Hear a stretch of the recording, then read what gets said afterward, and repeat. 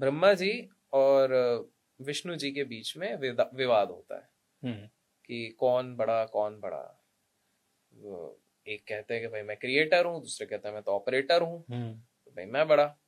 जब विवाद चलता रहता है तभी उन्हीं के बीच में एक बहुत बड़ा स्तंभ आ जाता है, लौ जलती है उसमें, और अंदर से एक आवाज आती है कि जो भी मेरा अंत ढूंढेगा, जो छोर ढूंढ लेगा, वो है सबसे महान। तो अपने स्वैन को लेके, अपने हंस को लेके ब्रह्मा जी चलते हैं नॉर्थ डायरेक्शन पे कि भैया मैं ऊपर जाऊंगा, और विष्णु जी लेते हैं वराह का अवतार, मैं साउथ जाऊंगा। पूरे तरीके से साउथ जाते हैं। बहुत वर्षों तक उस छोर को ढूंढते ढूंढते ढूंढते ढूंढते एक जो फिक्स डेट डिसाइड होती है कि इसमें हम वापस आके इधर एक स्पॉट पे मिलेंगे, आते हैं। तो विष्णु जी से पूछा जाता है कि क्या तुम्हें मिला छोर?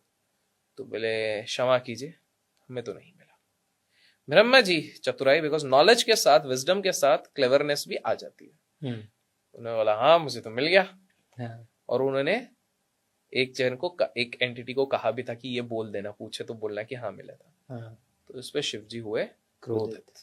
शिव जी प्रकट हुए, उनका सर एक स्लैश हुआ और कहा गया क्योंकि ये एक झूठ कहा गया है, इसलिए तुम्हारी कोई भी पूजा अर्चना नहीं होगी। तो बेसिकली जिन लोगों को नहीं पता, ये एक तरीके की वहां पे गाथा करी गई थी।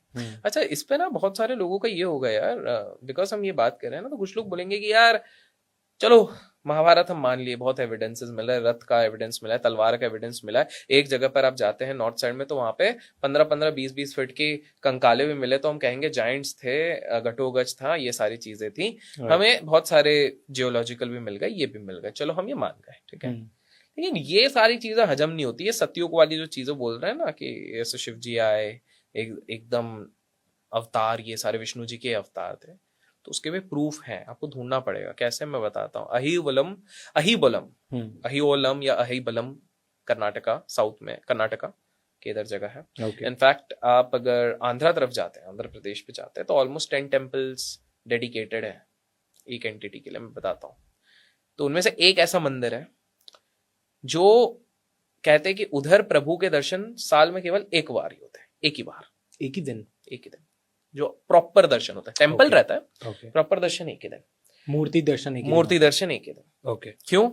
क्योंकि इस मूर्ति में इतना तेज है कि आपकी बॉडी एसिमुलेट ही नहीं कर पाएगी वो energy. And this is what सबसे इंटरेस्टिंग चीज है। पता है क्या होता है? जिस दिन वो मूर्ति के दर्शन होते हैं, अगर जनरल एवरेज टेम्परेचर 35 डिग्री हर दिन चल रहा है ना, उस दिन 40 डिग्री होता है टेम्परेचर ऑफ दैट सिटी का टेम्परेचर बढ़ता है, विच क्लियरली शोज